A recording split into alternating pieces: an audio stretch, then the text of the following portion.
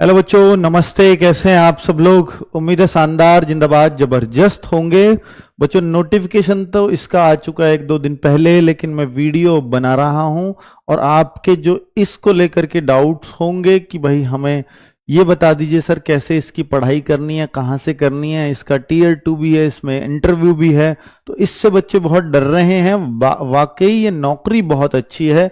आप जिस भी स्टेट में हैं उसी स्टेट से इसकी तैयारी कर सकते हैं और अपने ही स्टेट में पूरी लाइफ इसमें निकल जाएगी। वहीं जो ACIO की भर्ती है, जो इससे अभी चंद दिनों पहले आई है, उसमें आपको ऑल इंडिया जॉब करनी पड़ती है, लेकिन इसमें आपको अपने ही जो आपने चुन लिया एरिया, उसी एरिया में पूरी लाइफ जॉब करनी है, क्योंकि ये लैंग्वेज के हिसाब से जॉब है। तो जब आपकी लैंग्वेज जिस एरिया की है, सिर्फ उसमें ही आपको रखा जाएगा। तो अब मैं बात कर लेता हूं भाई, इस पे सारी जॉब प्रोफाइल आपको बताऊंगा, सैलरी क्या हो सकती है, और ये सारी चीजें आपको बताने वाला हूं, साथ में कि भाई कैसे आप फॉर्म इसका फिल कर पाएंगे, और क्या जो हिंदी भाषी स्टेट्स हैं, हिंदी की जैसे सबसे ज्यादा वैकेंसीज हैं इसमें, अगर ये 4,987 पोस्ट हैं तो 2,000 से ज्यादा हिंदी वालों के लिए हैं। और क्या कोई बच्चा किसी भी स्टेट का दूसरे स्टेट से अप्लाई कर सकता है क्या? तो इन सभी बातों का जवाब इसमें नोटिफिकेशंस में मिल गया है, जिसको मैं बहुत अच्छे से आपको समझाने वाला हूं। अगले 15-20 मिनट अगर आपने इसको देख लिया तो इससे संबंधित सारे डाउट्स आपके क्लियर होंगे। फिर आप ये डिसाइड भी कर पाएंगे कि मैं इस फॉर्म को भरूं या ना भरूं, ये मेरे लायक है या नहीं है। चलिए तो बात करते हैं भाई। पिछली बार की कंपैरिजन में मैं बताने वाला हूं आपको कि 2022 में भी ये वैकेंसी आ चुकी है, लेकिन उस समय बहुत कम थी। लगभग उसकी 3 गुनी वैकेंसीज इस बार आई हैं, जो 3 साल में। क्या सर ये हर साल नहीं आती? नहीं, ये कभी 2 साल में, कभी 3 साल में। पहले तो ये आती ही नहीं थी, अब ये कम से कम आने तो लगी हैं 2-3 साल में। जैसे भी आईबी को जरूरत पड़ती है वो निकाल देता है। और बहुत सारे बच्चे सोच रहे हैं सर ये आईबी की टेम्परेरी वैकेंसी लिखा हुआ है नोटिफिकेशन, तो उस बात का भी जवाब दूंगा कि टेम्परेरी है या परमानेंट जॉब है। तो भाई फॉर्म स्टार्ट हो रहे हैं 26 जुलाई से। 17 अगस्त इसके फॉर्म की लास्ट डेट है। तो बहुत ही छोटी विंडो दी है। अगर 20-21 दिन कोई फॉर्म भरवा रहा है तो बहुत छोटी विंडो कहा जाता है, वरना 1 महीने फॉर्म चलता है। ठीक है, पहले के कंपैरिजन में इसलिए कर रहा हूं ताकि एक आपको एग्जाम का आइडिया लग जाए कि जो टीयर 1 एग्जाम है वो इसका कब होगा। तो मैं आपको बताऊं भाई, पहले ये नवंबर में फॉर्म आए थे और नवंबर का लास्ट होते होते फॉर्म खत्म हो गए थे। 20 दिन की ही विंडो पहले भी दी गई थी। तो 23 और 24 मार्च को आपका एग्जाम हो गया था। तो आप लगा लीजिए दिसंबर, जनवरी, फरवरी, मार्च, तो करीब आपको 4 महीने का समय मिल गया था फॉर्म की लास्ट डेट से। अगर मैं इससे देखूं और 4 महीने का समय देखूं तो ये उस हिसाब से बनता है कि 15 दिसंबर तक आपका टीयर 1, ये एक आइडिया है पिछली बार से। हो सकता है ये थोड़ा बहुत आगे पीछे हो जाए, तो टीयर 1 इस तरह से लग रहा है कि भाई आपका तब तक हो सकता है। ये चांसेस हैं, ठीक है, जो शायद किसी ने ही आपको इस बात का जवाब दिया हो। पर मैं पिछले से कंपैरिजन कर रहा हूं। तो आईबी क्योंकि एक अपनी भर्ती स्वतंत्र रूप से कराता है, तो इसलिए बहुत सारी अड़चनें आनी नहीं चाहिए एग्जाम कराने के लिए। हाँ, अगर ये किसी पर डिपेंडेंट होता तो मैं कह सकता था भाई अब उसके कैलेंडर में आएगा। मान लीजिए एसएससी करा रही होती तो एसएससी के कैलेंडर में होता, फिर एसएससी के हिसाब से चलानी पड़ती है भर्ती। अब आईबी के खुद के हाथ में है, तो इसलिए बहुत ज्यादा डिले होगा नहीं। तो आप ये एक्सपेक्टेड डेट मान लीजिए इसके टीयर 1 की। ये रही आपकी नोटिफिकेशन में यही डेट जो मैं आपको बता रहा था। और अब आगे देखिए वही सब दे रखा है। 26 जुलाई से फॉर्म स्टार्ट है, यानी आज 29 तारीख को मैं वीडियो बना रहा हूं, और 17 अगस्त लास्ट डेट है। ठीक है, थोड़ा अभी आपके जो डाउट्स हैं उनको भी मैं दूर कर देता हूं। देखिए गुप्तचर बैच, चूंकि ये गुप्तचर एजेंसी है जो आपको हायर कर रही है, भारत सरकार के जितने भी इंटरनल सोर्सेस से भारत सरकार तक ये खबर पहुंचती है कि कहां क्या चल रहा है, वो आईबी ही पहुंचाती है। और आईबी के ऑफिस आपको पता भी नहीं होंगे कहां कहां हैं। पता लगता है कि इस दुकान में आईबी का ऑफिस है, पर उस पर कभी आईबी नहीं लिखा रहेगा। और उसमें हो सकता है वो फोटोशॉप पे प्रिंट कर रहे हो, रोज प्रिंटर से यूज भी कर रहे हो और आपको पता ही नहीं है। और मार्केट में इनकी मतलब ऑफिस हो सकता है, मार्केट में दुकान खोल करके ऑफिस बना रहे होते हैं, उसमें अपना काम कर रहे होते हैं। तो इस तरह का बड़ा ही मतलब एडवेंचरस काम है और बहुत मजा आता है जो लोग इस तरह का एडवेंचर पसंद करते हैं। तो आईबी की जॉब उस तरह की है। ठीक है, आपको बहुत सारी चीजें अपनी फैमिली से भी छिपानी पड़ती हैं। तो गुप्तचर बैच के बारे में बाद में जानकारी दूंगा, जो हम इसी वैकेंसी को डेडिकेटेड करते हुए लेकर के आ रहे हैं। टीयर 1 टीयर 2 सबकी तैयारी हम इसी बैच में करवाने वाले हैं, गुप्तचर बैच में। इसकी जानकारी अब वीडियो के लास्ट में है। ठीक है, चलिए अब मैं बात कर लेता हूं भाई कि इसके फॉर्म की फीस। देखिए 550 सबके लिए है, लेकिन 650 मेल कैटेगरी यूआर ईडब्ल्यूएस और ओबीसी के लिए। बाकी एससी एसटी मेल 550, 650 कौन कौन? मेल कैंडिडेट यूआर ईडब्ल्यूएस और ओबीसी। क्योंकि कह रहे हैं 550 तो हमारा रिक्रूटमेंट के प्रोसेस की फीस है और 100 रुपए हम एग्जामिनेशन फीस ले रहे हैं, तो जितना एसएससी लेती है। पर ये एक्स्ट्रा इतना फालतू ले रहे हैं, कह रहे हैं हम रिक्रूटमेंट सेपरेट करा रहे हैं ना, तो हमारा इतना खर्चा आ रहा है। और बाकी जो रिक्रूटमेंट प्रोसेस है वो कह रहे हैं कि जो एससी एसटी के जो मेल कैंडिडेट्स हैं उनसे हम कोई 100 रुपए नहीं ले रहे एग्जामिनेशन फीस, जैसे एसएससी नहीं लेती, लेकिन 550 तो इनको भी देने होंगे। एक्स सर्विसमैन को भी 550 देने होंगे, फीमेल सभी कैटेगरी की उनको 550 देने होंगे। तो एक काफी भारी भरकम फीस है अगर फॉर्म के हिसाब से देखा जाए तो, भारी भरकम। ठीक है, इसको कम नहीं कहा जा सकता किसी भी सूरत में। अब बात करते हैं भाई, देखिए वैकेंसीज कहां कहां कितनी कितनी है, ये मैं पिछली वीडियो में बता चुका हूं, फिर एक बार बता दे रहा हूं। इनको हम बोलते हैं एसआईबी। देखिए आईबी की वैकेंसी है, एस मतलब सब्सिडरी, तो सब्सिडरी ऑफिसेज बनाए हुए हैं इन्होंने जगह जगह। तो भाई एसआईबी इनको बोला जाता है। जैसे अगरतला, इसमें इनकी एक सब्सिडरी ऑफिस है, तो एसआईबी वहां नहीं लिखा होगा। आईबी के ऑफिस पे कभी आपको आईबी मिलेगा ही नहीं, बस कहां एमएचए दिल्ली के अलावा, बाकी तो जहां ये खोलेंगे आईबी नहीं लिखेंगे, फिर क्या गुप्तचर एजेंसी रह गई, है ना। अहमदाबाद, तो इनको एसआईबी इन्होंने बोला है। अमृतसर, बेंगलुरु, भोपाल, तो हिंदी की कहां कहां पोस्ट। देखिए इसमें बोलते हैं कि हमें हर लैंग्वेज का आदमी चाहिए। मान लीजिए किसी से हमें जासूसी करानी है, समझ, जासूस है, जासूसी करानी है और वहां पे उसकी लोकल लैंग्वेज ही ना आए उसको, तो कोई भी पकड़ लेगा ये यहाँ का आदमी नहीं है, यहाँ कुछ गड़बड़ करने आया है, तो उस पर लोग शक करने लगेंगे। लेकिन लोकल से ही जासूस उठाए जाएं, तो भाई इसलिए सब कुछ लोकल लैंग्वेज इनको चाहिए होती है। अगरतला में बंगला वाले भी चल जाएंगे, इनमें से देख कोकबोरोक एक भाषा है अगरतला में जो चलती है, तो आपको पिछली वीडियो में मैंने सब कुछ बताया है, लेकिन अभी जो काम की बात है वो बताऊंगा। तो चंडीगढ़ में हिंदी भी चलेगी, पंजाबी भी चलेगी, चेन्नई में तमिल ही चलेगी, देहरादून पे कोई अप्लाई करना चाहता है तो वहां हिंदी चल जाएगी। ठीक है, ऐसे दिल्ली में हिंदी और पंजाबी और उर्दू चल जाएगी, लेकिन सबसे ज्यादा पोस्ट दिल्ली में है, तो दिल्ली में तो इसका हेड ऑफिस है। बाकी सब जगह तो एसआईबी है, हेड ऑफिस दिल्ली में ही है। गैंगटोक, नेपाल, भूटिया और लेप्चा भाषा चल जाती है। गुवाहाटी में इतनी सारी भाषाएं चल जाती हैं। ठीक है, जहां जहां जो जो लैंग्वेजेस बोली जाती है वहां वहां वो सब चलता है। इनमें मतलब गुवाहाटी से जो फिल करना चाहता है, अगर उनमें से कोई सी भी एक लैंग्वेज आती होगी तो वो फिल कर सकता है गुवाहाटी के अंदर। ठीक है, ईटानगर, इंफाल सबका दे रखा है। कोलकाता में बंगाली, ये सिंथली, नेपाली सब कुछ दे रखा है। लेह में ये भाषा चलेंगी।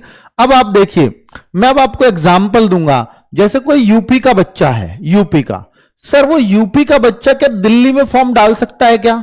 यही तो एक बहुत बड़ा डाउट होगा कि 1100 वैकेंसीज देख करके यूपी का बच्चे का मन करेगा, यूपी लगी हुई है दिल्ली से। हरियाणा का बच्चा है, उसका मन करेगा भाई दिल्ली में डालूं फॉर्म, है ना। राजस्थान का बच्चा है, मैं तो दिल्ली में ही आना चाहूंगा। पर मैं आपको बता देता हूं कि आप पे आपके स्टेट का डोमिसाइल सर्टिफिकेट होना अनिवार्य है। आप उसी स्टेट में डाल सकते हो फॉर्म जिस स्टेट का डोमिसाइल सर्टिफिकेट है। तो यानी यूपी वाला दिल्ली में नहीं, दिल्ली वाला यूपी में नहीं, बिल्कुल नहीं। तो आप देखिए यूपी का जब आप फॉर्म भरते हैं तो आप लखनऊ भी चुन सकते हैं क्योंकि वहां भी हिंदी चाहिए। आप मेरठ भी चुन सकते हैं। एक और है यूपी के अंदर वाराणसी, आगे आएगा शायद या पीछे चला गया होगा, तो वाराणसी ये रहा। तो यूपी के लिए 3 ऑप्शंस हैं, लखनऊ, मेरठ, वाराणसी, वो चुन सकता है।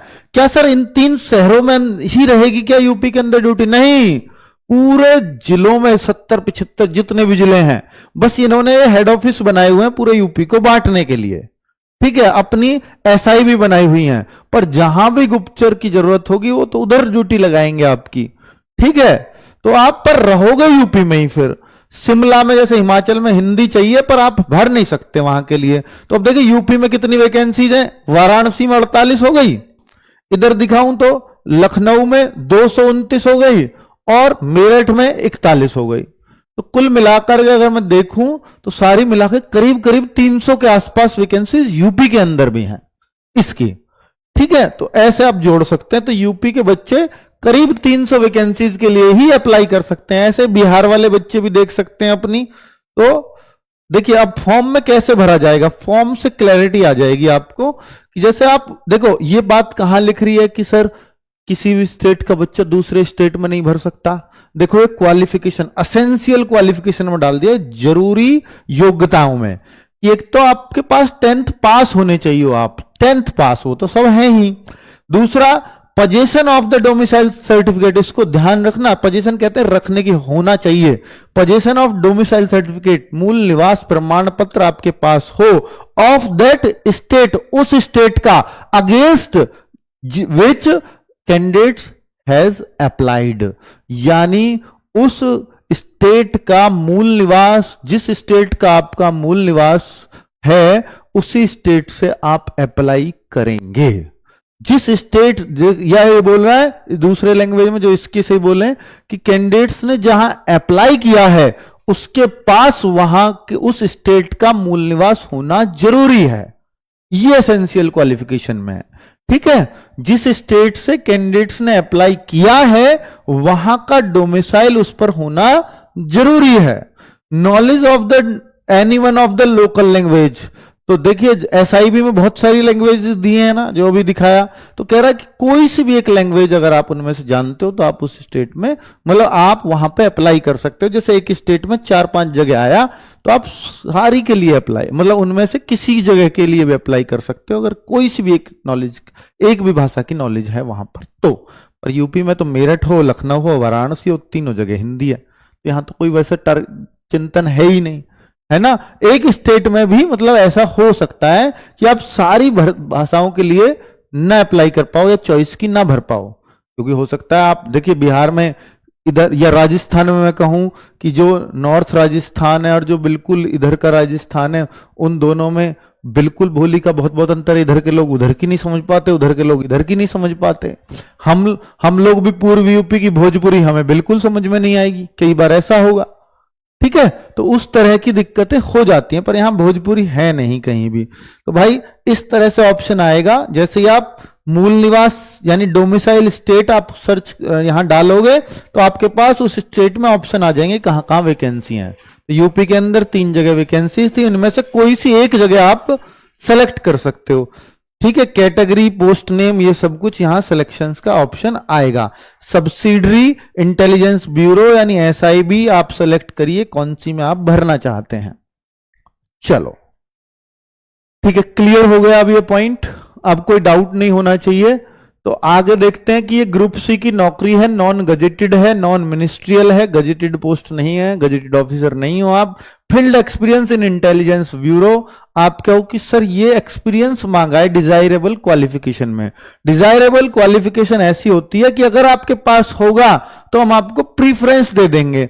प्रीफरेंस कैसे दी जाती है अब उसको समझिए कि भाई जैसे किसी बच्चे का सिलेक्शन हो रहा होगा 70 नंबर पे, अब 2 बच्चों के 70 हैं, तो तब उस कंडीशन में ये योग्यता काम आती है। जिसके पास इंटेलिजेंस वर्क का एक्सपीरियंस होगा उसको ले लेंगे हम इन दोनों में से, और दोनों पे ही नहीं है तो फिर कैसे लेते हैं कि जिसकी एज ज्यादा होगी तो उसको लेंगे। कम एज वालों के पास तो और मौके मिल जाएंगे, ज्यादा एज वाला बेचारा ओवर एज हो जाएगा, तो फिर उस तरह से लिया जाता है। समझ में आ गई ना बात कि यह सिर्फ तब काम करेगा, बाकी इसका कोई अर्थ नहीं है होने या ना होने का। एज लिमिट 18 से 27 साल, 18 से 27 साल होनी चाहिए और 17/8/2025 तक होनी चाहिए। 18 से 27 इस डेट को आपको कैलकुलेट करनी है। और SC ST के लिए 5 साल का रिजर्वेशन और OBC के लिए 3 साल का, ये आपको मालूम ही है। ठीक है, तो इस तरह से एज रिलैक्सेशन। अब आप देखिए सैलरी की बात करें कि सर इसमें आईबी में सैलरी क्या बनती है, तो मैं अगर सैलरी की बात करूं तो भाई पे स्केल इसका एकदम कांस्टेबल वाला पे स्केल है। जो आप यूपी में कांस्टेबल बनते हैं, दिल्ली पुलिस में कांस्टेबल बनते हैं, तो भाई 21,700 रुपये आपका बनेगा, 21,700। ठीक है, तो बेसिक पे यही बनती है आपकी, यहां से शुरुआत हो गई 21,700 से। फिर डीए मिलता है। डीए अलग अलग सिटी के लिए अलग अलग है। जैसे अगर हम दिल्ली की बात करें तो दिल्ली एक्स सिटी में आता है, वाई सिटी में आपका लखनऊ जैसा शहर आ जाएगा, मेरठ जैसा शहर आ जाएगा, और जेड सिटी आपकी बिल्कुल थर्ड क्लास शहर आ जाएगा, जहां पर महंगाई बिल्कुल है ही नहीं, या मैं कहूं बहुत ही अंदर का एरिया आ जाता है, छोटे शहर बहुत, तो वो 10% में आएंगे। तो एचआरए आपको इस हिसाब से मिलेगा। तो अगर हम देखें डीए, अगर दिल्ली का मैं बताऊं तो 30% आपको डीए मिलेगा। किसका? आपकी बेसिक का। 21,700 का जब 30% निकालोगे तो 6510 बनेगा। ठीक है, फिर आपका ट्रांसपोर्ट अलाउंस 3600, फिर इस पर भी आप 55% डीए निकालते हैं, 3600 का 55% 1980। फिर आप देखते हैं स्पेशल सिक्योरिटी अलाउंस, जो सबसे अलग, सारी पुलिस से अलग जो एक्स्ट्रा पैसे मिलते हैं वो ये है 4340। और भाई इन सबको अगर मैं जोड़ूं तो 50,065 रुपए आपकी सैलरी आज ही की डेट में बन जाएगी। अगर कोई और एक्स्ट्रा अलाउंस या एक्स्ट्रा वर्क का है ना, तो वो जो टाइम ना मिले तो, वरना टीएडीए और भी बन जाते हैं एक से दूसरे शहर अगर आपको जाना पड़े तो। ये तो कम से कम सैलरी है जो बनेगी ही बनेगी। तो एक अच्छी खासी सैलरी आप कह सकते हो, आपको लगते ही मिलनी शुरू हो जाएगी।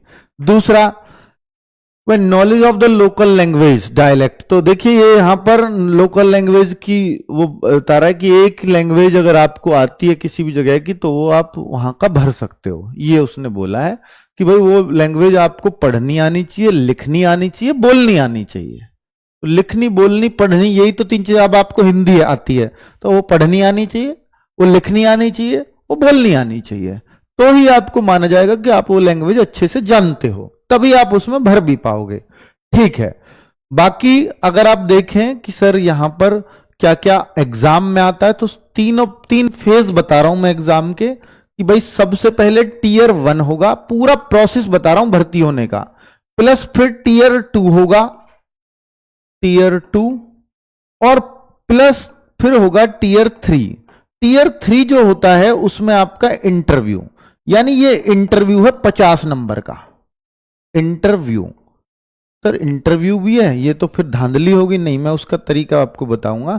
टीयर 2 ये जस्ट क्वालिफाइंग होता है, इसमें आपको 50 में से 20 नंबर लाने जरूरी हैं बस। ये आपका 100 नंबर का पेपर है, तो 100 ये 50 में से 20 लाने जरूरी हैं, तो ये क्वालिफाइंग हो गया।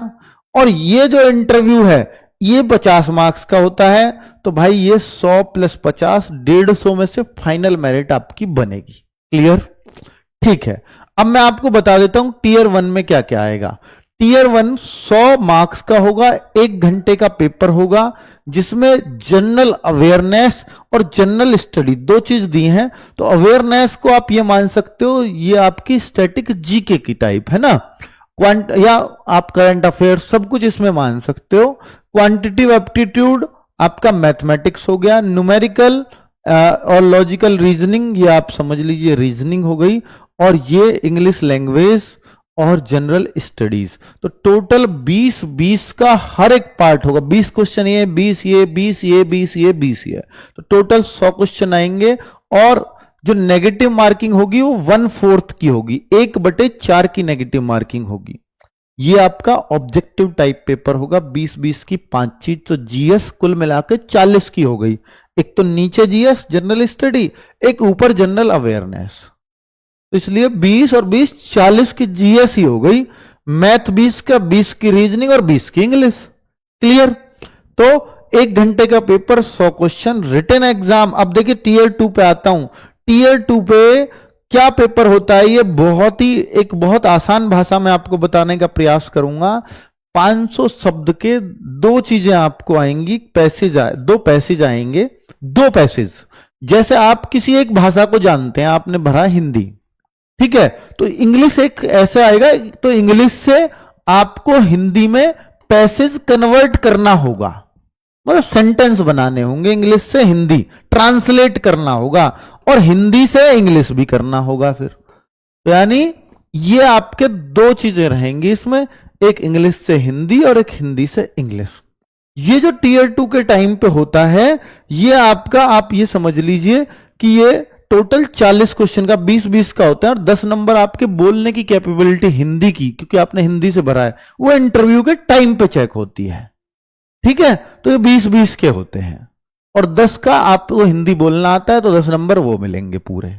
तो अब आप सोचिए, इसमें आपको सिर्फ 20 नंबर लाने और 10 नंबर हिंदी बोलने के आगे आपके, तो इनमें तो सिर्फ ये बहुत ही आसान हो जाएगा सर। टीयर 2 तो कुछ है ही नहीं, टीयर 2 ना के बराबर है, क्योंकि ये क्वालिफाइंग है। अब बात बच गई सर, ये एग्जाम है मेन और प्लस दूसरा 50 नंबर का इंटरव्यू। इंटरव्यू की कहानी बता देता हूं, इंटरव्यू मात्र 5 से 10 मिनट के बीच ही होता है सारा, और 50 नंबर का सर 5 से 10 मिनट, हाँ 5 से 10 मिनट में ही अधिकतर बच्चे पिछली बार बाहर कर दिए थे कि जाओ, और वहां सबको नंबर एवरेज से मिल जाते हैं। ठीक है, तो आप इसलिए इसकी बहुत टेंशन मत लेना इंटरव्यू की। तो यहां क्या क्या पूछा गया था भाई, पूछते हैं बस आपसे बात करने का तरीका आपको आता है या नहीं आता है, क्योंकि नॉलेज तो आपको यहां चेक कर ली उसने, करंट के इश्यूज पे आप थोड़ा बहुत जानते हैं कि नहीं जानते हैं, आपने हॉबीज क्या भरी है उसके बारे में आपसे पूछ लेंगे कि भाई आपने प्लेइंग क्रिकेट बोला तो क्रिकेट से कुछ क्वेश्चंस कर लिए, तो इससे वो आपके बोलने के, आपकी पर्सनैलिटी टेस्ट करते हैं बस। ठीक है, तो वो क्योंकि बोलने के 10 नंबर भी तो देख रहे हैं ना उनको, और ये आप अपने 50 में से वो देगा। क्लियर, तो इसलिए इंटरव्यू से भी बहुत डरना नहीं है इसके से।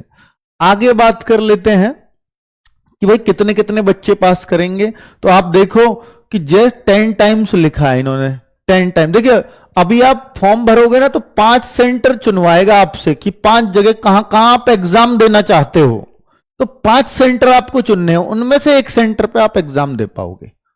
ठीक है, 5 सेंटर्स की चॉइस भरवा रहा है, ये इंपॉर्टेंट पॉइंट है। दूसरा कि भाई कह रहा है कि जैसे आप टीयर 1 दोगे, ध्यान से सुनना मेरी बात, कि अगर आप टीयर 1 दोगे और वैकेंसी है 4987, ये वैकेंसी पोस्ट है, तो टीयर 1 जब आप दोगे तो इसमें जो कट ऑफ किस तरह से लगती है, तो इसके 10 गुना बच्चों को टीयर 1 में पास किया जाएगा, अर्थात 49,870 बच्चे किस में बैठेंगे, टीयर 2 में।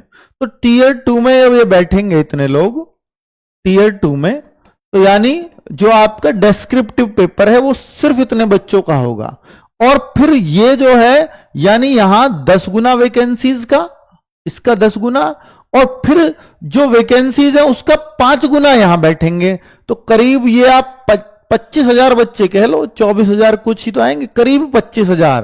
तो 25,000 बच्चे कहां होंगे, 25,000 बच्चे इंटरव्यू में बैठेंगे, यहां कह सकते हो ये इंटरव्यू देंगे। ये 5 गुने बच्चे हो सकता है। देखिए दूसरे पेपर में टीयर 2 आसान जरूर है, लेकिन इसमें से आधे बच्चे फेल हो जाते हैं, फिर भी तो आधे बच्चे फेल हो जाते हैं, तो लगभग जो टीयर 2 देते हैं, ऐसा बताया जाता है इसमें कि जितने बच्चे टीयर 2 देते हैं वो लगभग सारे इंटरव्यू भी देते हैं, क्योंकि इतने तो बाहर हो ही जाते हैं, चाहे कितना भी आसान टीयर 2 हो, आधे तो बाहर हो ही जाएंगे, आधे को इंटरव्यू देना पड़ता है। ठीक है, अब इंटरव्यू में 25,000 में से आप फाइनल सेलेक्ट होंगे इतने। क्लियर, तो ये आपको पूरा वो समझाया जो प्रोसीजर है इसका। ठीक है, अभी देखिए इस बात पे डाउट बन रहा है बच्चों को कि appointment to the post will be temporary. आप टेम्परेरी देखिए, टेम्परेरी प्रोबेशन पीरियड में हर सरकारी नौकरी टेम्परेरी होती है, और जैसे वैसे इतना जरूर, दिल्ली पुलिस की आप देखेंगे जब भी भर्ती आएगी टेम्परेरी लिखा मिलेगा, लेकिन वहां एक फिक्स है कि 2 साल बाद आपको परमानेंट बना दिया जाता है, प्रोबेशन पीरियड में टेम्परेरी रखा जाता है। यहां भी आपको 2 साल में परमानेंट बना दिया जाएगा, पर इस बात का वादा नहीं करते कि वो 2.5 साल लगे या 3 साल लगे। ऐसा नहीं है कि इसमें इस दौरान सैलरी कम मिलेगी या आपको नौकरी से निकाल दिया जाएगा, रहती हर नौकरी टेम्परेरी है। ठीक है, जब तक वो परमानेंट ना हो जाए। परमानेंट कब होते हैं, प्रोबेशन पीरियड कंप्लीट करने के बाद। चलो आगे बात कर लेते हैं भाई ओबीसी, एससी, एसटी, ईडब्ल्यूएस, ये जो सर्टिफिकेट हैं, अगर आप ये नहीं दिखाओगे तो आपको यूआर कैंडिडेट्स में शामिल कर लिया जाएगा, ये कह रहा है। कई जगह ऐसा भी लिखते हैं कि अगर आपने इन कैटेगरी का क्लेम किया और सर्टिफिकेट अच्छा सही से नहीं दिखा पाए, या जो हमने डेट बोली है उससे बाद का बना हुआ है, या जो हम फॉर्मेट बता रहे हैं उस फॉर्मेट में नहीं बना हुआ है, तो हम आपको यूआर में भी मतलब नहीं लेंगे, आपको घर भेज देंगे सीधा। पर यहां ये कह रहा है नहीं, घर नहीं भेजेंगे, आपके अगर मार्क्स अच्छे हैं ना तो हम आपको यूआर में कंसीडर कर लेंगे, लेकिन एज क्राइटेरिया फिर आपका यूआर का होना चाहिए। जैसे आप 20 से 27 साल है, 18 से 27 साल है इसमें, तो अगर आप 28 साल के हुए तो जनरल में आप ले ही नहीं सकते आपको, हम फिर आपको बाहर होना होगा। तो ये मतलब है इस बात का, ठीक है। तो 17/8 तक का ये कह रहे हैं कि इन सर्टिफिकेट्स को, चाहे वो 10th का हो, 12th का हो, ग्रेजुएशन का हो, जो भी आप फॉर्म में भरो, और ओबीसी, एससी, एसटी, ईडब्ल्यूएस किसी भी कैटेगरी का क्लेम करो, सारे सर्टिफिकेट 17 अगस्त 2025 से पहले बने हुए होने चाहिए। और ईडब्ल्यूएस की तो खास बात यह होती है कि इससे पहला हो और 1 अप्रैल 2025 से बाद का हो, क्योंकि उसी फाइनेंशियल ईयर का चाहिए, तो इसके बीच का ही चाहिए ईडब्ल्यूएस तो। लेकिन अगर कोई कहे कि सर ओबीसी भी इस बीच का चाहिए, तो ओबीसी इससे पहले बना हुआ हो, लेकिन ये नहीं दिया कि कितना पुराना चल जाएगा। भाई वो तो 2-3 साल का पुराना आराम से ओबीसी चल जाता है, अर्थात ओबीसी आपका अगस्त 2022, 23, 24 कभी कभी बना हुआ है तो वो भी चल जाएगा। ओबीसी, एससी, एसटी भी है ना। ईडब्ल्यूएस में पंगा होता है, इसलिए उस बात को ध्यान से सुने। और भाई देखिए, कास्ट सर्टिफिकेट जो फॉर्मेट है ना, वो सेंट्रल का ही चलेगा, इस बात को ध्यान रखना। कास्ट सर्टिफिकेट आपका सेंट्रल गवर्नमेंट का ही बना हुआ होना चाहिए, ये लिख रहा सेंट्रल गवर्नमेंट का ओबीसी सर्टिफिकेट। स्पेशली ओबीसी में ज्यादा जोर रहता है इस बात का कि सेंट्रल का कास्ट सर्टिफिकेट बनवा करके लेकर के जाना, ओबीसी का स्पेशली, ठीक है। बाकी का इन्होंने नहीं बताया कि स्टेट के चलेंगे नहीं, पर ओबीसी का स्टेट का नहीं चलेगा ऐसा लिख दिया इन्होंने, देखो। And not as per the notification of the state government, state government का नहीं चलेगा, ठीक है। बाकी एससी एसटी पे ऐसा नहीं है। अब जरूरी कागज कौन कौन से हैं, जरूरी कागज सारे बता दें। और ये कब चाहिए होंगे, डॉक्यूमेंट वेरिफिकेशन कब होती है, इंटरव्यू से जस्ट पहले, यानी सेम डे, इंटरव्यू वाले दिन आपकी डीवी होती है पहले, डीवी डॉक्यूमेंट वेरिफिकेशन। क्या क्या डॉक्यूमेंट्स चाहिएंगे, 10th भरी है तो 10th का डॉक्यूमेंट्स आपको चाहिए, पासिंग सर्टिफिकेट और मार्कशीट। इंटर अगर आपने भर दिया क्वालिफिकेशन तो इंटर का भी चाहिएगा, इसलिए इफ रिक्वायर्ड रख दिया। 10th पे इफ रिक्वायर्ड नहीं लिखा हुआ क्योंकि ये जरूर चाहिए 10th का। तो 12th में इफ रिक्वायर्ड अगर है तो डिग्री भी चाहिए, अगर आपने डिग्री भरी है तो इफ रिक्वायर्ड, वरना 12th भर दो। ग्रेजुएट भी हो, मुझ पे डिग्री नहीं है, मैं 12th भर दूं, क्या दिक्कत, मैं 10th भर दूं, जब भी मेरा कॉल तो आएगी। ओबीसी सर्टिफिकेट अगर आप ओबीसी से हैं, ईडब्ल्यूएस क्लेम करते तो EWS certificate, SC ST claim करते हैं तो एससी एसटी सर्टिफिकेट चाहिए होगा। क्लियर सारे पॉइंट्स, ठीक है। तो भाई और क्या है इसमें जो आपको जानना चाहिए, हाँ और कोई खास बात इसमें मुझे नहीं लगता कि है। हाँ फिजिकल, भाई इसमें फिजिकल नहीं होता, फिजिकल नहीं है। और इसमें आई साइड चल जाएगा, हाँ आई साइड आपका चश्मा चलता है, चश्मे के साथ आपका 6x6 6x9 है तो चलेगा, ठीक है। पर बिना चश्मे के भी, चश्मे के भी, दोनों चल जाता है, ठीक है। बिना चश्मा तो चल ही जाएगा भाई, ठीक है। अब मैं आपसे अब कोई और डाउट होगा तो इस कमेंट कर देना इस वीडियो में, मैं रिप्लाई करवा दूंगा। बाकी मैंने ऑलमोस्ट सारे डाउट खत्म कर दिए हैं। अब बात यह है कि सर इसकी तैयारी कैसे करें। तो तैयारी के लिए भाई आईबी सिक्योरिटी असिस्टेंट के लिए स्पेशली इसी भर्ती की तैयारी के लिए हम लोग एक बैच लेकर के आए हैं, गुप्तचर बैच, ठीक है। गुप्तचर नाम भी अच्छा रखा है ना, गुप्तचर ही बनने वाले हो। तो इसमें लाइव क्लास, बाद में रिकॉर्डेड फॉर्म में भी वो क्लासेस आपके पास रहेंगी। डाउट ग्रुप भी हम एक रखेंगे आपका, क्लास नोट्स यानी पीडीएफ भी हम आपको देंगे क्लास नोट्स की, मॉक टेस्ट हम हर हफ्ते आपको प्रोवाइड कराएंगे, और एक एक्सपीरियंस टीचर्स की टीम तो है ही। क्योंकि कैसे बैच परचेज कर सकते हैं, रोजगार विद अंकित ऐप है, उसके अंदर पेड क्लासेस वाला जो ऑप्शन है ऐप पे लॉगिन करते ही इस पे क्लिक करेंगे, ऑल कोर्सेज में आपको एकदम दिख जाएगा, ऐसे ऊपर नीचे करेंगे तो गुप्तचर बैच, जब ये बैच दिख जाए तो buy now, apply coupon. Apply coupon यानी देखिए बैच की जो कॉस्ट है वो 799 रखी है हमने, बट हम शुरुआती बच्चों को जब तक डेमो खत्म होंगे तब तक एक कूपन कोड चलाते हैं। हर बैच का ही रूल है, ऐसा नहीं है इसी बैच के लिए कर रहे हैं। IB20 कूपन कोड होगा, उसको आप लगाएंगे तो ये बैच 799 की जगह 639 रुपए में मिल जाएगा आपको।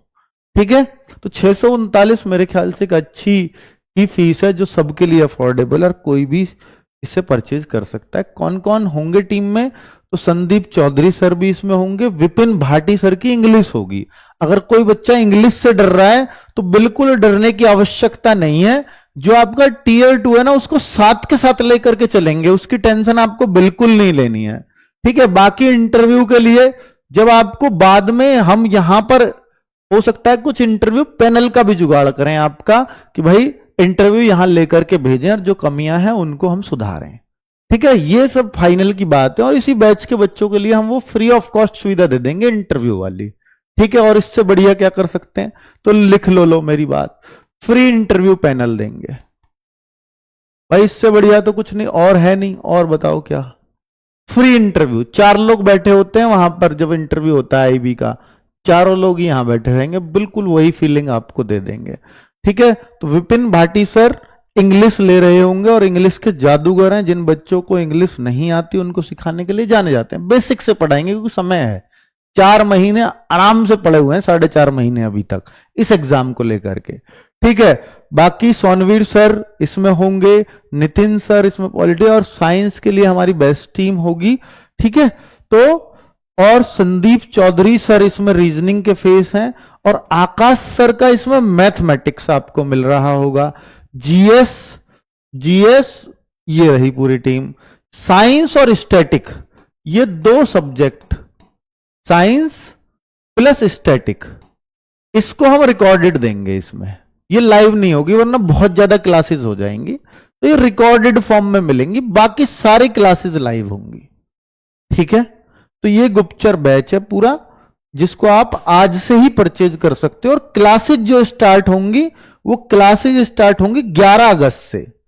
क्लास इसी YouTube चैनल पर class starts on 11 August, 11th अगस्त। ठीक है, 11 अगस्त से क्लास होंगी, 11, 12, 13 अगस्त। अगर आपको लगता है कि सर हमें पढ़ के देखना है पहले टीचर से, वैसे तो RWA के नाम से ही बच्चे बैच ले लेते हैं, क्योंकि यहां जो अनाउंस हो गया जो बोला है उससे ज्यादा ही देंगे, उससे कम नहीं आपको। ठीक है, Tier 2 की तैयारी, Tier 3 की, और सब क्या हुआ, हाँ हाइट बच्चे इसमें वैसे तो कहीं स्पेसिफाई हुई नहीं है, पर ऐसा कोई कोई बताता है कि 165 सेंटीमीटर चाहिए, पर ये स्पेसिफाई बिल्कुल नहीं है। कोई कोई बताता है कि 165 सेंटीमीटर चाहिए होगी, पर मैं इसको सपोर्ट नहीं करता, क्योंकि नोटिफिकेशन में ऐसा कुछ नहीं लिखा है, फिजिकल है नहीं, तो फिर हाइट 165 का मतलब ही क्या रह जाता है। पर सिक्योरिटी की जॉब है, इस वजह से मुझे लगा भी वैलिड पॉइंट, नहीं तो फिर ये रहता भी नहीं। ठीक है भाई, तो 11 और 12, 13 अगस्त को तीनों हर सब्जेक्ट की क्लास इन तीनों दिन free of cost YouTube channel पे होंगी, और 14 अगस्त से सिर्फ और सिर्फ एप्लीकेशन में होंगी इस बैच के अंदर। ठीक है भाई, चलो ओके, थैंक यू, नमस्ते।